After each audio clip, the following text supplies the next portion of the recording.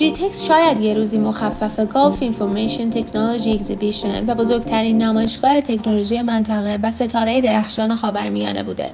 اما امروز GTEx گلوبال با حضور غول‌های تکنولوژی دنیا یه بوم بزرگ از بزرگترین ماجراهایی که در جهان داره اتفاق میفته. GTEx 2025 با تمرکز روی حوزه‌هایی مثل هوش مصنوعی، سخت افزار، نرم افزار، فناوری پایدار و سبز و امنیت سایبری و با محوریت AI Everything به بیان ساده یک اکوسیستم بین‌المللی عظیم تکنولوژیه که هر سال بیشتر از قبل روی استراتژی‌های جهانی اثر میذاره. به نظرم مهمترین قسمت GTEx 2025 نه این بود که دیگه استارتاپ به معنی کسب و کار خطرپذیر نیست، چون با ابزارهای تحلیلی و پیشبینی و تست‌های داینامیک ریسک راه‌اندازی کسب و کار جدید هم هر روز کم و کمتر شده.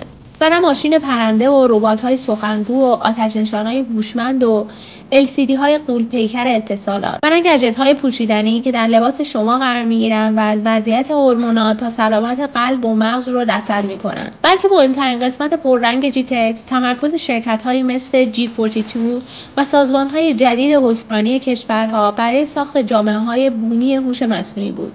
جایی که جامعه با سیستم‌های هوشمند اداره و البته کنترل میشه. فراموش نکنیم زمان شگفت‌زده شدن از قدرت تکنولوژی‌های جدید تمام شده. حتی این حرف هم خیلی تکراریه که قصه‌های علمی و تخیلی دیروز زندگی واقعی امروزن.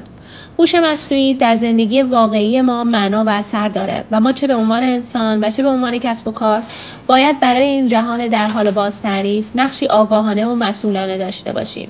نه فقط برای بقا، بلکه برای رشد و در ستایش هوش.